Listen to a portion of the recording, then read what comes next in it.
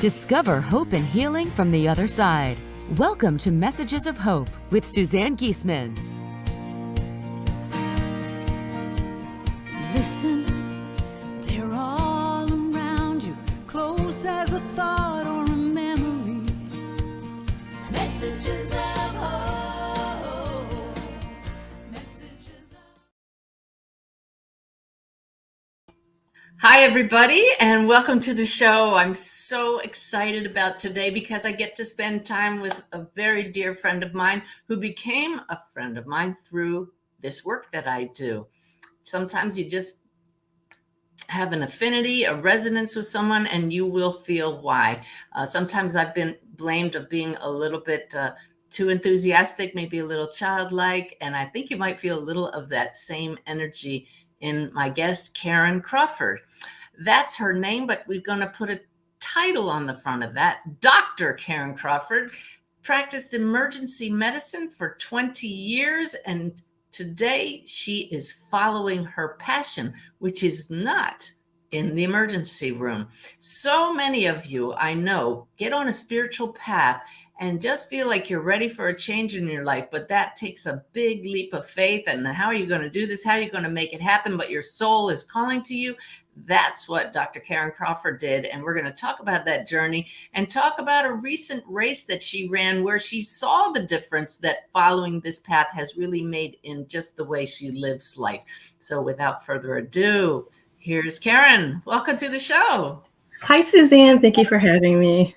It's such a pleasure. I sat right in that chair doing some interview or some program while we were on the road and visiting you and your husband, Mitch, in Stowe, Ohio last summer.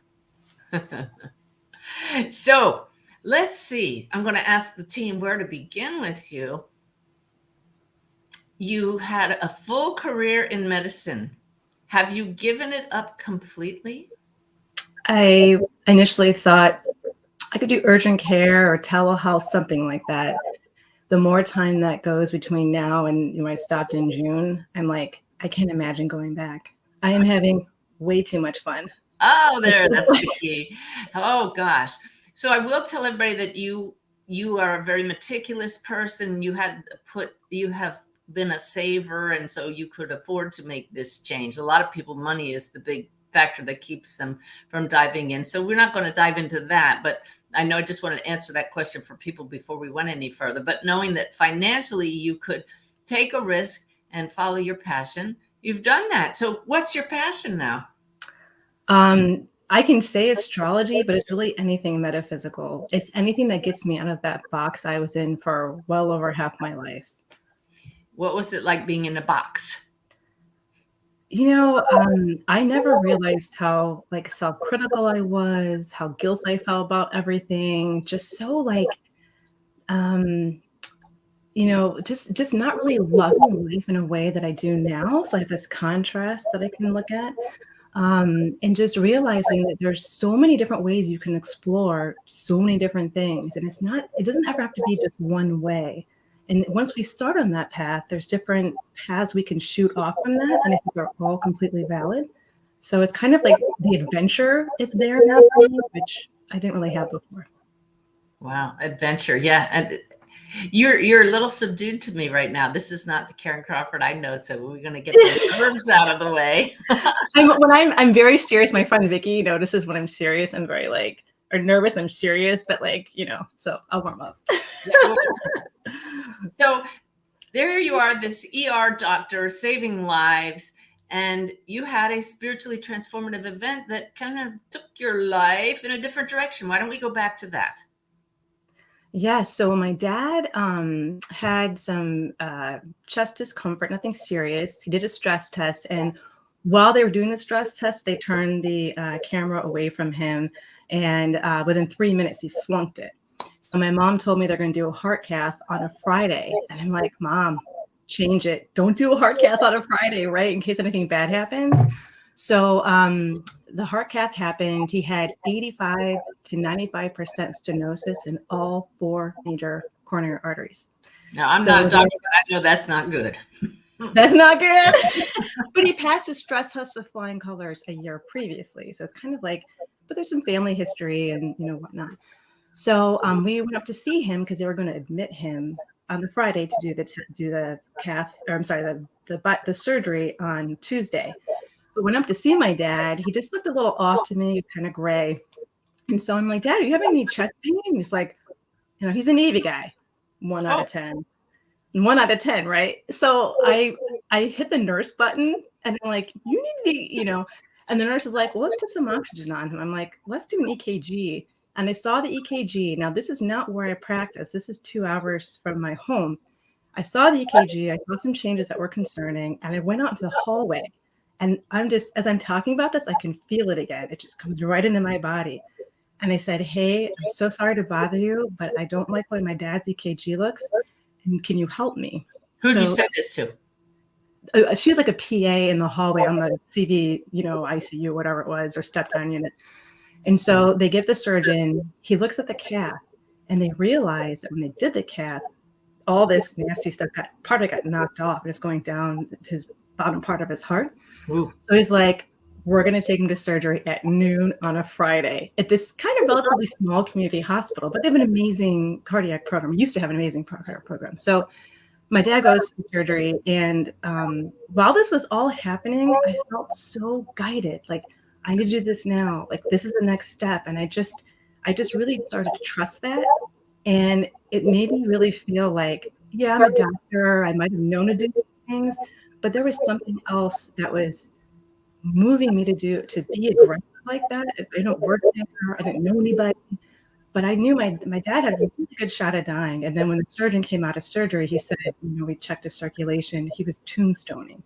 So we'd have lost my dad. Like, you can't put a stent in those lesions in the bypass. So when that happened with my dad, I'm like, you know what?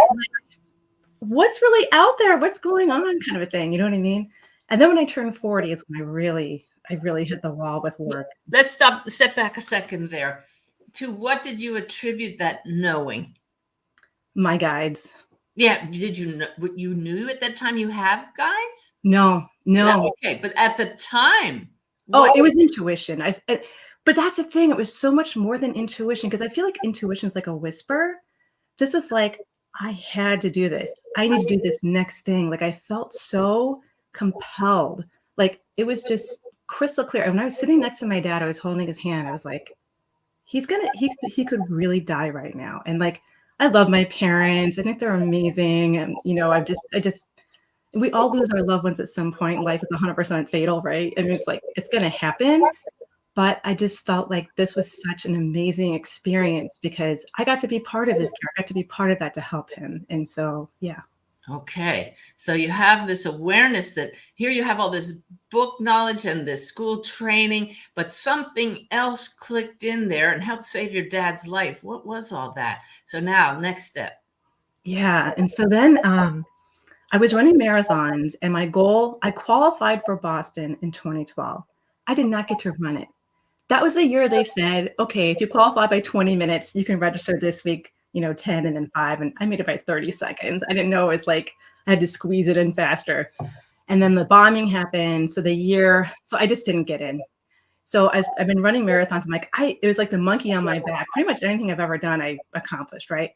So I ran another marathon. I didn't get in. And I was really sad. My birthday's in March. And so Mitch is like, let's go to Canyon Ranch. And I'm like, all right. Let's go to Canyon Ranch. And you better tell people what that is and where that is. Oh, sorry. So that is in Tucson, Arizona. And it's kind of like a wellness ranch. It's kind of like a summer camp for adults that do metaphysical things and like sleep doctors, nutrition doctors. Like, I got to get an egg and see what my body fat ratio was. Like, I did an FO2 max, like to see like how much lactic acid I get before I destroy myself. It was like fascinating. So when we were looking at things we wanted to do, the lady, we kind of registered for our stuff. And then we went to the front desk, and the desk worker said, did you do a tarot reading with Leslie Lupo? And I'm like, no, I didn't even cross my mind. And she's like, you might want to think about that. And that person, I don't know her name. I don't really remember what she looked like. She changed my life. Because when I had that reading with Leslie Lupo, I was like humming inside. It was like, she opened up my eyes. She's like, now, I may have had Leslie on my show. If I haven't, I will, because she wrote a wonderful book about her near-death experience.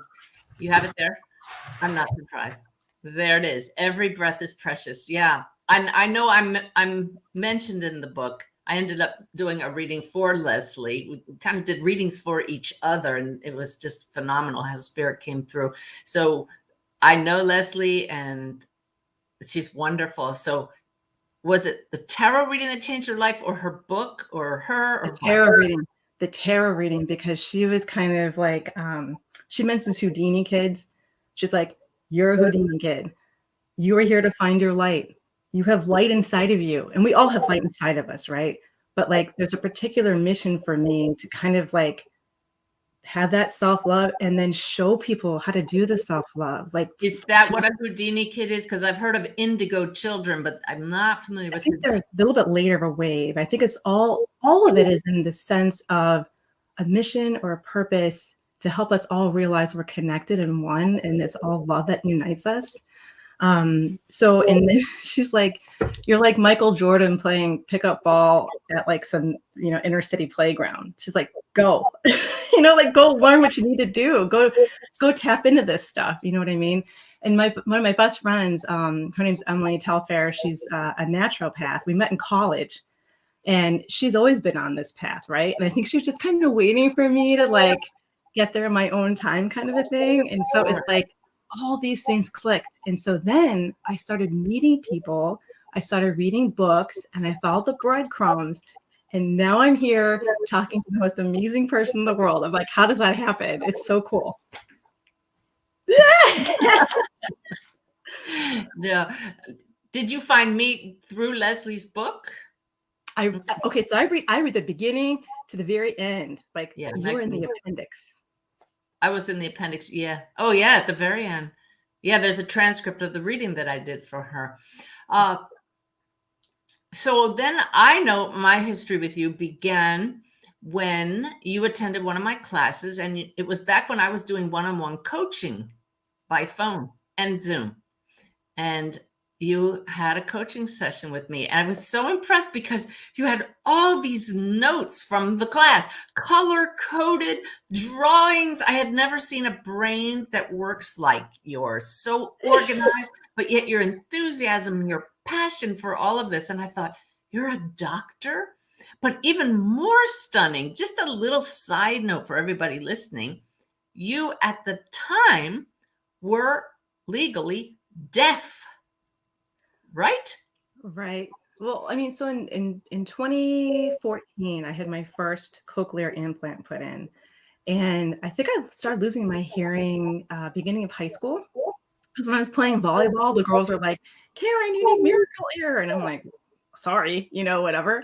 But when I was doing flight medicine in my emergency medicine program, I had the headphones on, and like, how loud helicopters are. And I really struggled to hear the nurses and the paramedics and whatnot. And so when I became a practicing physician, I saw the ENT, and she's like, I have no idea how you have made it this long without hearing aids and whatever. And I realized, and this is why I think it's a struggle for me for like going to the being stage and things like that, because I'm a thinker. And part of it's intuition. I'm reading people, I'm scanning, I look at people's faces. And so my Press-Ganey scores were great. She's like, she's such a great listener, because I'm like focused on the patient. Like, I need to hear what you say. You know what I mean? So yeah. And so once I had this implant in, my speech discrimination scores are fabulous. Like, I score 92 to 96% with sentences in noise. Now, if you've ever been in a sound booth, those are crazy things. Like the beep, beep, beep, you have to raise your hand. But when you do cochlear stuff, they have like sentences of this noise, and the things they say are very strange. It's really hilarious. So anyway. But you were practicing medicine in an ER and reading lips. Yeah. And now you have 2 cochlear implants, and you have your hearings restored. So that's just a little aside to tell you about Karen's character and her nature and her drive. It's just unequaled. And I could tell you that I don't know much about astrology, but I do know you have an amazing chart that you have to be this way. Yeah. right? Well, I'm super, super lucky because I have a lot of Aries energy and I come across fiery because I'm a rising Sagittarius and I've got a grand trine of fire and water. So there's And always fun things. we're not going to even start using that kind of language because I just don't get it at all. This is not a show on astrology, but let's just talk about that for a few minutes because that is the path that you're mostly going down now. You have given up your medicine career, you're practicing emergency medicine, to do astrology readings for people, correct? And Yeah. how's that going?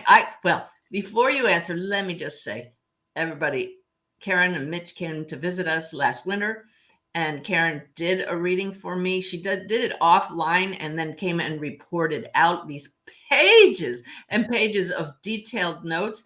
The parts I could identify with about the way I am, very accurate, but she just got so excited. Look at this, look at this. And this is where I learned that all of us can't help but be how we are. It's in the stars. So how are the readings going for you from a satisfaction state and a helping others? I love it.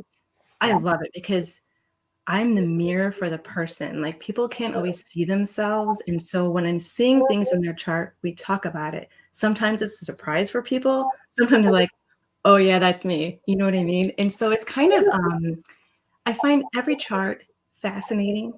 It's life-giving. And I love the people I'm meeting. They're all amazing. And so I get to tell them how amazing they are. Like, and it's just, for me to be in a community with a person like that is so life-giving because I feel like there's a lot of people that just, they don't know how amazing they are. And for me to be able to, and you know, of course, everybody's amazing, right? Like we all have our spark in us. And so helping people revisit their spark or turn their spark up is something I love to do because I kind of feel like I'm like a cosmic cheerleader of sorts, you know, like helping people find their way home to themselves because at the core, we just really have to practice self-love.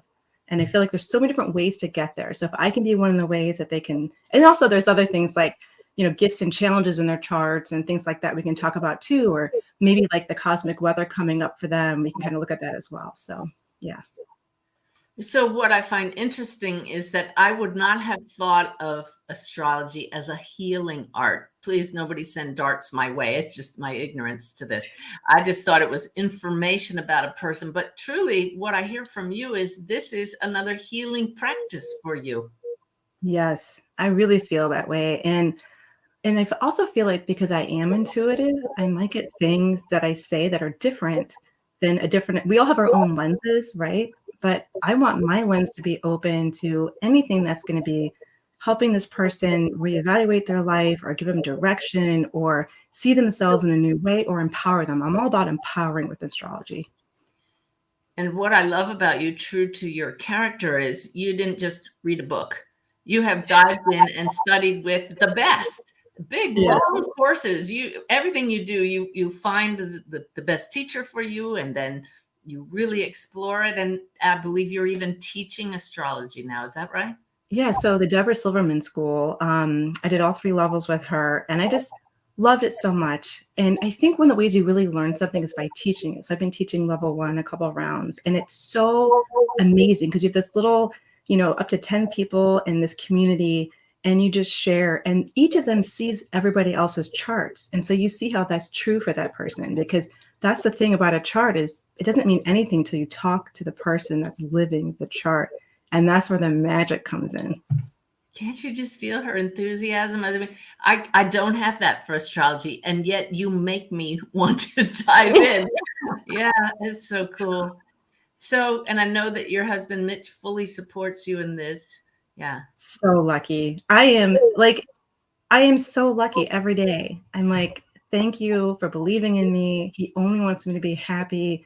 The love he shares with me, honestly, like, I don't know what I would do if he wasn't here. I'm like, I have to die before you because I don't want to find out. So, you know what I mean? It's so funny. I know death, you know, it's not, and through the work you do, that's what's helped me know when I eventually do lose my loved ones, they're just changing the channel. They're still going to be there. I'm still going to be able to be in touch with them. I can't wait to see what they're going to do to get my attention. I mean, like it's going to be okay eventually. You know, there'll be waves of grief and things like that, but knowing your work and going to the monthly connections and hearing these readings and the evidence that comes through, it's just awe-inspiring. And it makes me feel like the healing that you can do in like an hour with somebody is like maybe 10 years of therapy for somebody, perhaps. I mean, it has that potential.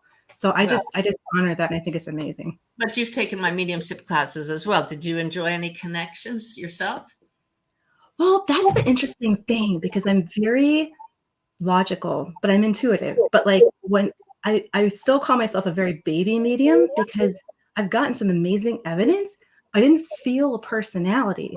And I almost wonder, is it just because like I'm so claircognizant, I just know it, and I'm asking to feel more? Because I think as you feel, you can get more information about what that person's, the spirit's trying to tell you about the loved one.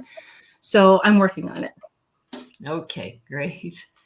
So it's so funny. A question just came into my mind, and I have to laugh because it's one that I have answered in so many interviews. When I talk about my past career as a Navy commander, now I'm a practicing metaphysical teacher and medium, people say, well, what do your former colleagues say about this big change in career for you? And I'm about to ask it for the first time from one of my guests. So, Dr. Karen Crawford, what do your former colleagues say about this big change?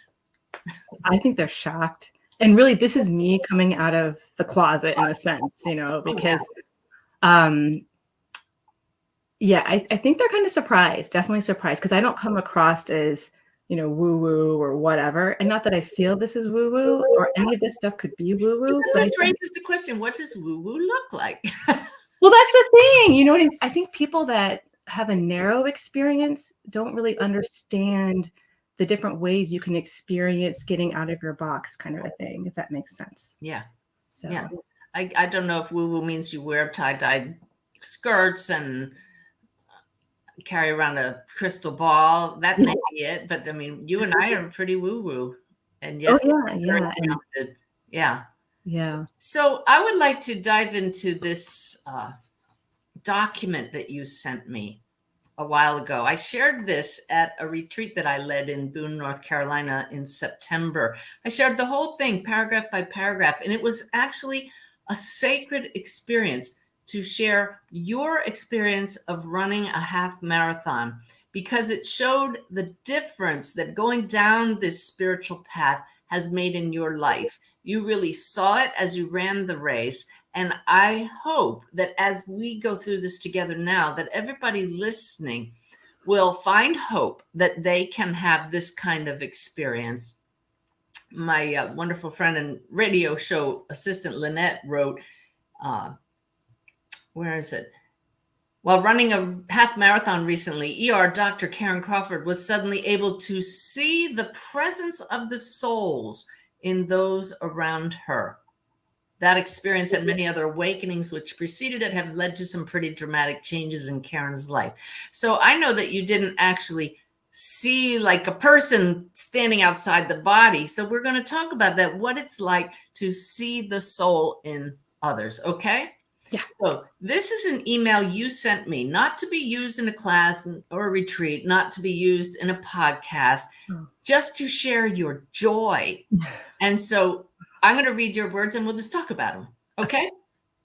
Okay. So I wrote back to you about your joy, and I asked you, in what way did my teaching help you in a race? Because you had written to thank me.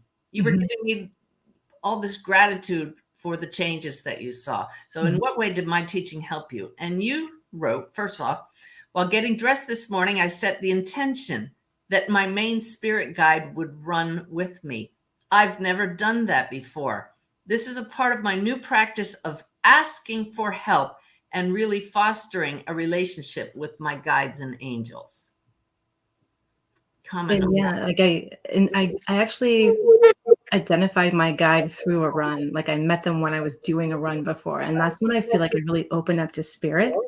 I can sit and meditate for 20 minutes, get me out in nature and running, I'm dialed in. And so to offer to say, I want you with me on this one, let's share it together kind of a thing, because they're always saying how much they love us and just to start to build that relationship. So I really do feel like they're with me. And And it was just kind of fun because it's like, when we're kids, we have like invisible friends or imagination, but it's so much more real than that, because then your life lights up in such amazing ways if you're paying attention, if you have that perception where you're kind of looking at those breadcrumbs and seeing how these things connect into that web. It's just so exciting. So I'm like, come with me. Describe for us how you actually knew or felt. What did it feel like that shifted for you? You said, this is my guide running with me before this race, when you just said earlier, I actually felt them for the first time. Well, when I was on a run is when I almost got hit by a car. So I have like an old implant I wear on my right side when I run, because I don't get my other ones all yucky and sweaty. And I look both ways, and it's kind of like a country road. And as I was running, I thought I heard a car, and I looked that way, and it wasn't coming, because you don't have location with hearing when it's one side. And last second I look, and there's this white bug, like Volkswagen bug, that's almost like gonna hit me. I'm like, ah! But then I'm like, wait a minute, like I was saved, I was safe. It totally got my attention. I'm like, oh my gosh, like, do you want me to call you the love bug? Like, is that your name? Because I've never had like a name, like it's not George or Harry. You actually felt there was a presence that caused you to be aware of danger. Absolutely. And so that's kind of probably the way they're gonna get my attention, is like, kind of that, because I'm a physical intuitive. Like I feel stuff, like it can be clear sentient, right?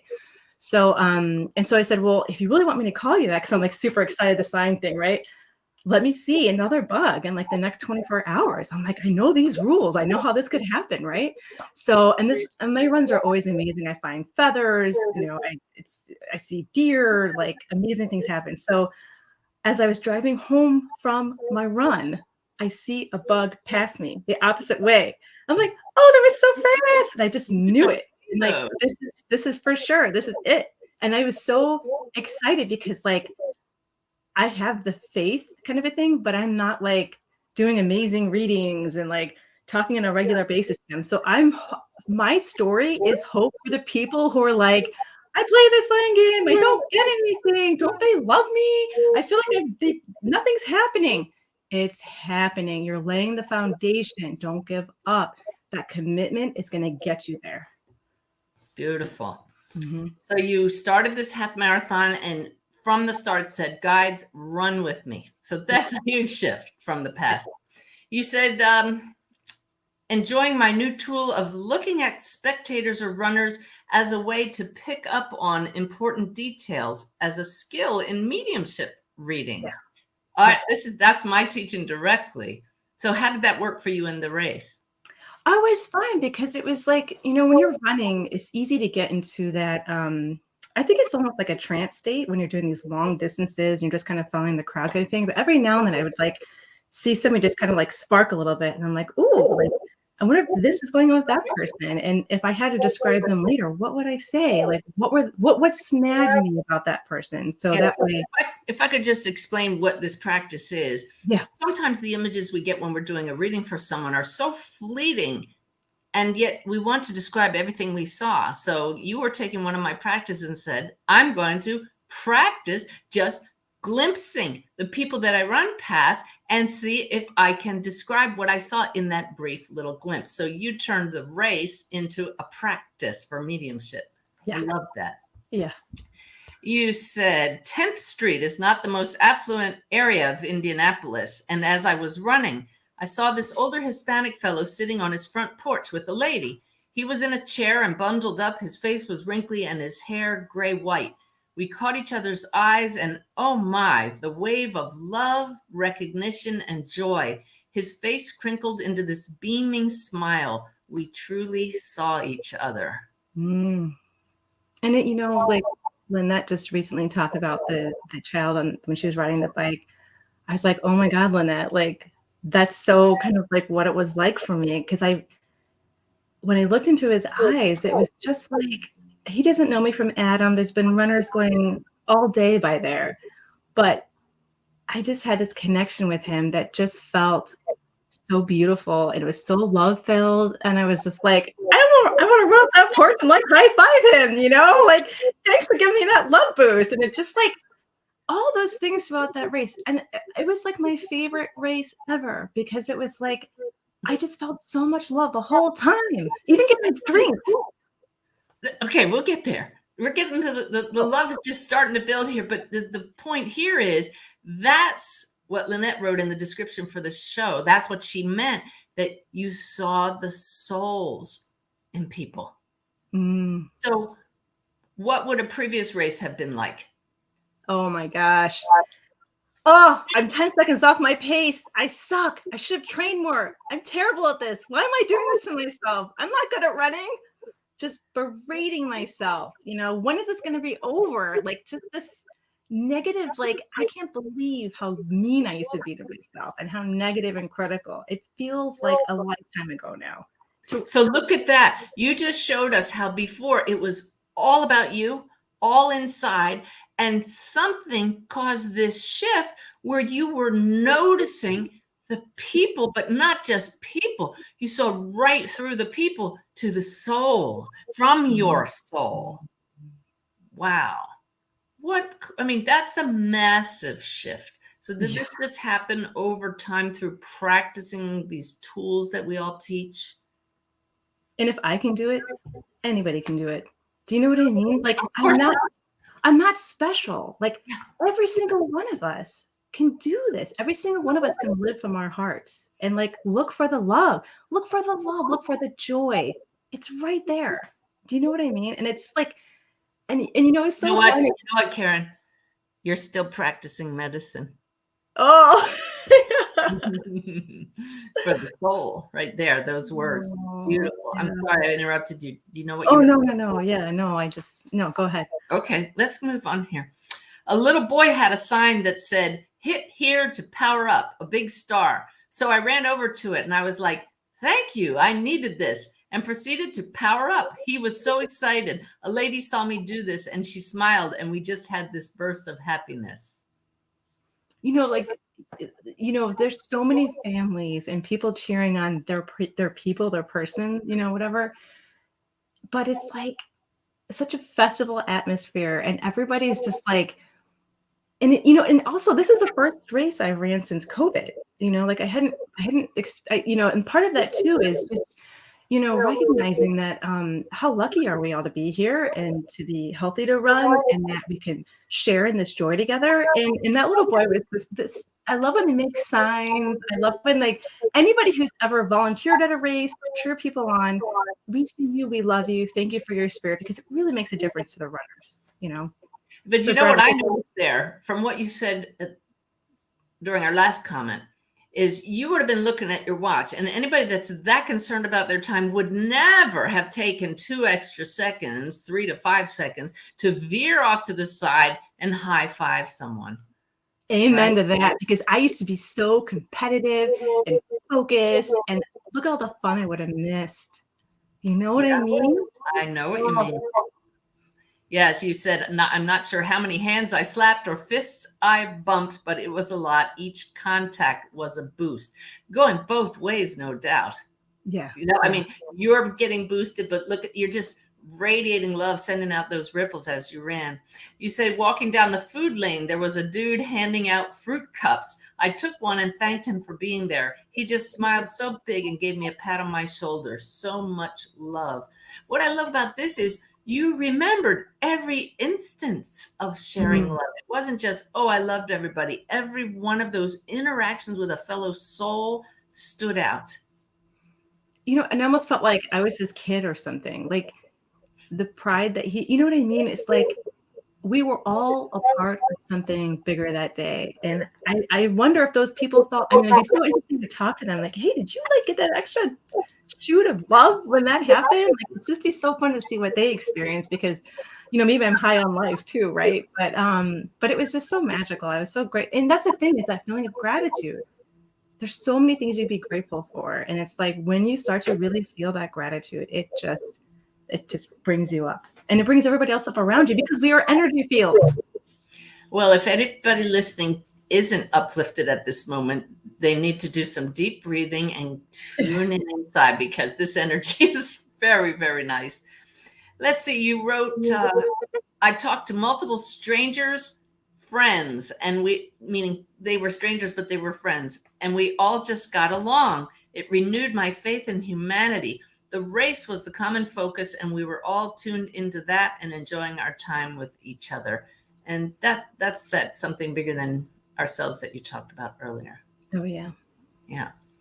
Let's see. We were all connected and respectful and loving to each other.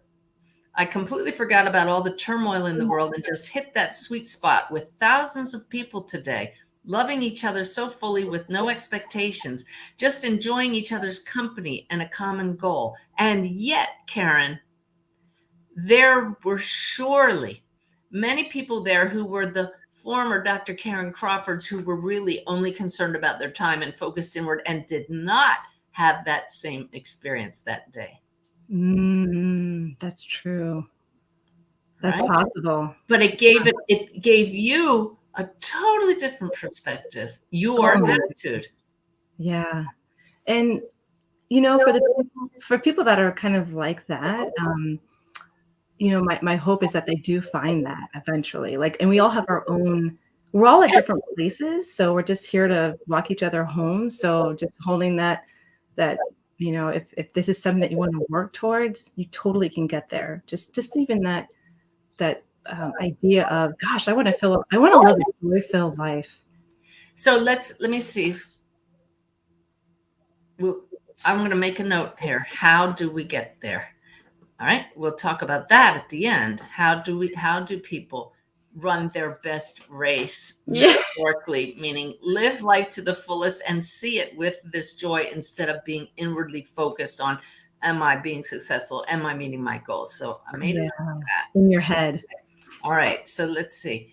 You said there's a huge reunion area for runners to meet up with their families. When I was walking from the finish area to the entrance, I saw all these beautiful faces scanning the runners looking for their loved ones, but also giving cheers for all the finishers. People were so proud of the runners, and it must feel like that when we return to source, meaning when we cross the veil. Spirits patting the ones returning from shedding their people suits and saying, well done, you, well done. So there's like 25,000 to 35,000 runners that do this race. I can't even tell you, like, it's huge, right? And when there's like little white fences, and there's only one way you can get into the union area. It's like here, but all these people around, and it was just like, as I was walking in, every single one of them I could feel that love for me. It was like they smiled at me, and I'm just like, thank you. And it's like, and I really do feel like it's such a celebratory feeling, and it's like and even while we were running, they were cheering us on. The people across the veil are cheering us on, and then when we get there, just to be like, oh my gosh, you did such a fabulous job. I know that's what it's going to be like, and it's going to be like that on steroids, right? Because I can only have my human conception of it. Yeah. But it was like when I was walking, and I just felt so enfolded, I just felt so loved. I have run races and half marathon and a marathon before I was aware of all of this that we're discussing, before any metaphysics, before I knew there was an afterlife. And there's always this great feeling when you cross the finish line and people are cheering, but I never felt that. Had you felt it in that way before, or was it just this great difference? Yeah, it feels good when you're done. Don't get me wrong, especially after a marathon and your lactic acid makes your legs like barely move. But this was different. This was just, and I don't know if this is like something that I'm remembering, or because I might have lived before, perhaps, probably, right? But it was just, I just wanted to hug every single person that was there, because I'm like, thank you for being here for us. Thank you for cheering us on. Thank you for. I guess there's just such a feeling of connectedness, even. That's like you were just in this state of wholeness. I've had this happen on an airplane where I just wanted to hug everybody in every seat. Which you have to sit there and say, Suzanne, they'll lock you up if you do that. Yeah. You're just totally tuned into the soul, and the soul loves everybody. And it's all like Nelly. What's that? Like, be like Nelly, right? I mean, my dog who just loves everybody. Yeah. Our souls are just dying to do that. Right? And when Yeah. we die and we cross the veil, that's exactly how we're greeted by everyone. So do it now. Don't die. Just love everybody at the soul level. It's that shift that you experience. What changed was you. Right. And what a contrast too, because when I was working as a physician, super serious, got to get the waiting room cleared out. You've ordered doc times. You have to pain medicine for long bone fractures. All these metrics, right? I didn't have the time or the wherewithal to even think about seeing somebody as a soul. I was so stressed and so focused. But now when I'm sitting down with people and doing readings, I get to love on them. I get to see them in their magnificence. Seriously, it's amazing. So it's an amazing awakening, and it's possible for all of us. I love it. Let's see. I asked you what made this race your favorite and so different. Again, you said setting the intention that your guides would be with you. They were, and it was magical. Having learned about the greater reality, you wrote, I know we are all souls and not separate, just love. This was an opportunity for me to consciously be aware of it and fully experience it in the midst of 25,000 people. Goosebumps and chills, 100%. Sometimes it takes a lot of effort to hold that conscious awareness, but I feel that because you were running and you didn't have any distractions other than the focus of the run, you were able to maintain that conscious lucidness, that conscious awakened way of running the race. Yeah. And, endorphins always help too, right? There you go. Endorphins being those chemicals that give you that runner's high. Yeah.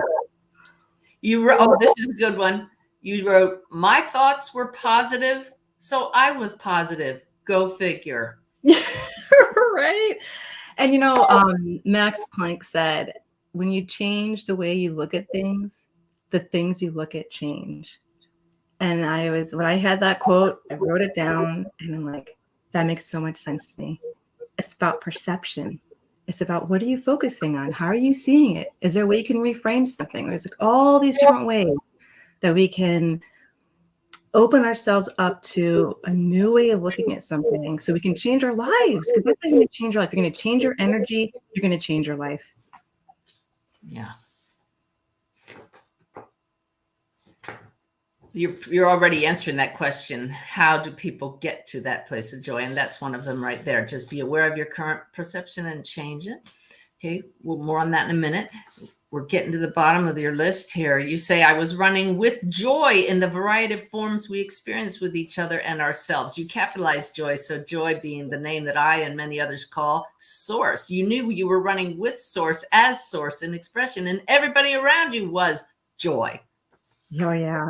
And when you see it that way, that's how you get the united connection field of things. It's like, once we start to connect in that way, more and more people do that, and that goes up into the noosphere, and we hold that image of the souls reaching across to each other.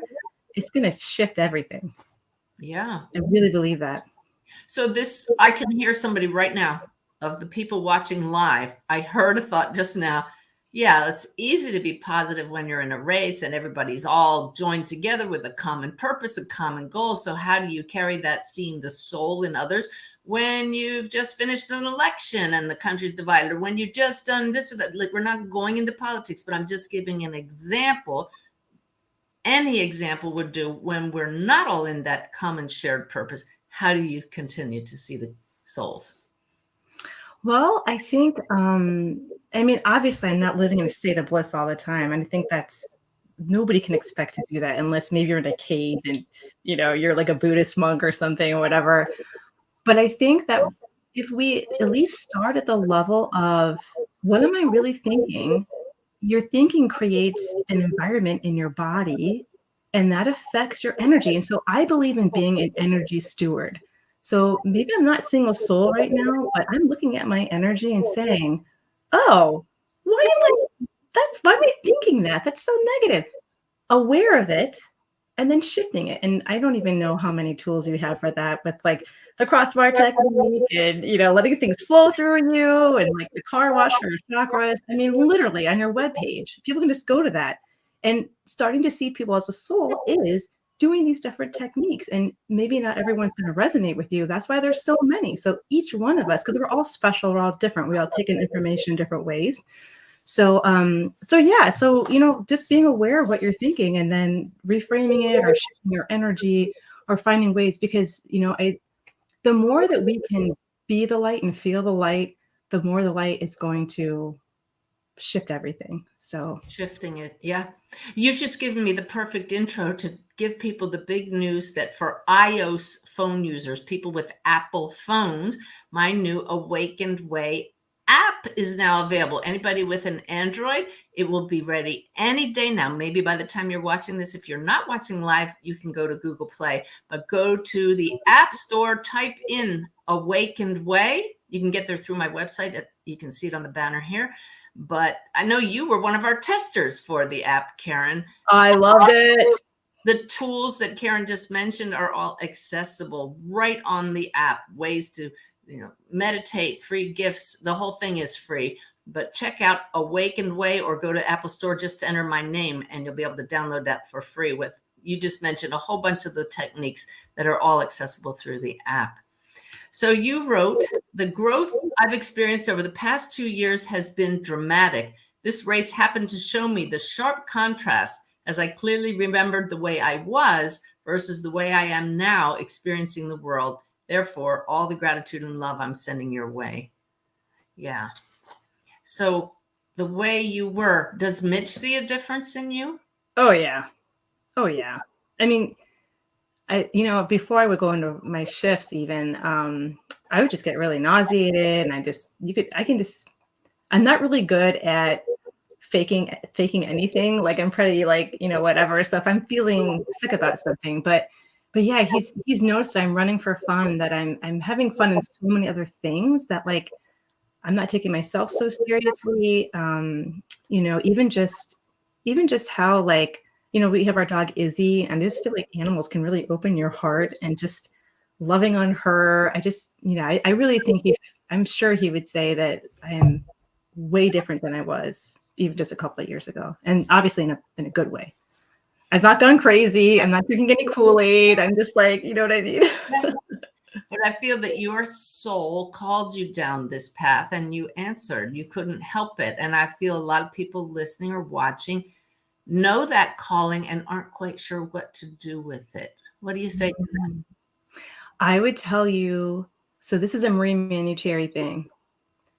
What brings you joy? What lights you up? Like, find the things that make you excited, that kind of, so like she recommends, I have this cute little like muscle guy. I have him next to I love him. He brings me joy. I have this thing that says, good things are coming. And I'm like, yes. Karen, we're like the same. We got all of our little fun things right next to us on the desk here, inspiring us. Okay, yeah. So think of it as a scavenger hunt. Think of it as a treasure hunt. Like what, life? Yeah, for your life. Like people often don't even know what makes them happy. They've been so busy living we get conditioned when we're young, under the age of 7, you're recording everything. That goes into our subconscious that plays these habits, right? But to find out, it's like, that's the fun part. What do I really love? I love Starbucks flat whites. I love foam. I love whipped cream. Like, I love my puppy. You can just think of all these things that just, when I start to think about them, I'm like, ew, like that, just that juicy, yummy. And so when you think about that raises your energy. Or the what if questions, like this is Marie Manucherry. It's like, what if everything is going so well in my life, it takes my breath away? I mean, yeah. So surround yourself with things that light you up, that connect you to your joy. And it's gonna be different for everybody. That's the fun part. That's why we're all those different lenses. And you don't have to quit your job to do this. You don't have to quit your job. No, I only did it because I literally I just had to. Like, I just had to. You know what I mean? And I might have squeaked out another year or two. I don't know what I'd be doing right now. Like, honestly, like it wouldn't be this. I can tell you that. Because for me, I had to completely pivot. And I think maybe in a way people can say, oh my God, she's walking away from medicine. Like, how could she do that? Because it's the right thing for me. I'm so grateful I did it. I'm so grateful my husband and family support me for this. And I wouldn't have it any other way. And I'm so grateful that I'm here right now and talking with you and looking at this and putting my voice to it. Do you know what I mean? Like, it's just fabulous. So that answered the question. How do people get there to this place where you see the joy and see the souls in other? It's an intention. It's an awareness.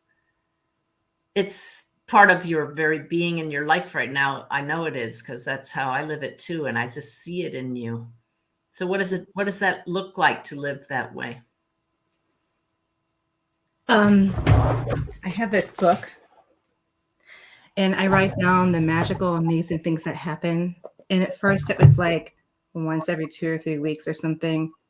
Every day I can write down something where it's like, oh, this amazing, magical thing happened. So when you wake up in the morning, I wonder what amazing things might happen to me today. And then when they do, and you write them down, and you have a bad day. I have bad days. We all have bad days. I look at my book and I'm like, that was so cool when that happened. Like, that was such an amazing sign. And I think too, find people who are like-minded. If you're doing this by yourself and you have nobody to talk to you about this stuff, find people that are going to lift you up, that are going to connect with you. Because I have this group that we started, the Being Guided group, from one of your classes, the Shift Network. We've been meeting for 3 years. Mm-hmm. Every Monday. And like, we just feed each other. So like, I think another thing is find your joy and find people who raise you up, who have joy with you, because that's another way you can really experience that community. Because sometimes this is stuff that, like, I mean, people have amazing experiences, but they don't even know it's an amazing experience necessarily because they can't like validate that with other people. I can't emphasize enough the point you made, though, with the book and with what you are focusing on. People who can't see out of the darkness is because they're only looking at the darkness. And that book you just showed, that's a tangible thing. It's not a file that's going to get lost in the computer. You set that out in front of you and you wake up and your focus has shifted to actually looking for the bright spots. So when you were running that race, before you were only looking inside at your own times, at your negativity. Once you shifted the focus to the others around you, looking for the love that you could give and receive, that's what you got. So that's the key, Karen. Yeah, you're 100% right. Well, what you just shared with us, I'm just pointing out what you made so obvious. That's the doctor's prescription right there. Look for the joy. Find the magical moments. Mm-hmm. And that's the thing, is I think that's like each of us can do that in our own ways. And it's like, and I feel like, and then there's that shift out of yourself, out of that negative whatever. And it's like connecting with the universe in a way that's just, that feedback loop is incredible. It's okay to be inspired. Let's inspire each other, right? I mean, well, you're inspiring me. And, you just inspired me to make a challenge to everybody who's watching and listening right now. Yesterday in meditation, I had a great conversation with my guide, and it was very deep. And I said, all right, I want to trust this. What sign are you going to show me that I can trust this? And he showed me an open tablet, 2 blank pages, just like this. And I said, okay, I'm going to see an open tablet with blank pages. Couple hours later, did a reading for someone, and she said, Suzanne, I just put a journal in the mail for you. It's just like this one. And she held up this beautiful artistic journal, and she opened it up, and it's all blank pages. It was exactly what my guide showed me. The point here is, let's give everybody the Karen Crawford challenge to find themselves a beautiful blank notebook. Look, here's another one somebody gave me, right? And fill it with your magical moments. I want everybody to go out and have it beside your bed. Look at her. She makes hers artistic. Look at the feathers. Those are the feathers. I write down when I pick them up and stick them on my running bottle with a little rubber band so they don't get squished. And I come home and I put them in there and I write down what I was thinking that day and what happened and how I was inspired. And so it was hard to write on this one because the feathers are bumpy. So I did like a separate one. Hold them up again. I just made you go full screen. Yeah. So this one's just like, this just has like, so I used to put feathers in there, but then it was really bumpy to write on them. So now I do like this one. So, and then, oh my God, this one was so fun. Okay. So we have our dogs and they're crazy and they bark, and everybody knows Graham and Izzy, they're freaks, right? So we didn't do Halloween candy, and I was really, really sad. We walked the dogs the next one. I'm like, Mitch, we didn't get any candy. And I was really sad, right? We were walking and there was a baby Ruth, perfect bite-sized baby Ruth. It wasn't open, it wasn't squished. I'm like, oh, that's mine. It was given to me. I'm scared to know it. And then Mitch had thought it was the Three Musketeers. So later that afternoon, we walked in a completely different part of the neighborhood. Oh, his Three Musketeers was there. So we both got some spirit. All right. So a 5-pound bag, right? We'd have to buy a 5-pound bag and eat it all, right? Like, Spirit gave it to us. I'm like, thank you. Now, everybody watching, I know many of you are thinking, this woman is an MD. This woman practiced medicine, saving lives in an emergency room for 20 years. You have been set free. And I'm just thinking of, Jesus' statement, be as the little child. And you find that part in you that just wants to be the expression of joy source. We're just too inhibited these days. It takes people a lot of alcohol to get like you were just then. I promise I didn't have any shots of nothing. I know this is just who you are. And I often get that way. You take it to another level. And I mean that in the most complimentary way. It lights me up. And so everybody watching, may you find your comfort level of joy with these beautiful suggestions, the inspiration and the hope that Karen is modeling here. Stepping outside the box. Thank you so much for coming on and sharing yourself and your joy and your journey, which is still unfolding with us. Well, you know what? And I couldn't have done this without the amazing mentors and teachers I've had in this path, because every single person I've ever come into contact with has helped me. So I'm super, super grateful to everybody. Well, that's beautiful. Where do you think this path is going, or do you even care? I don't know. That's the fun part.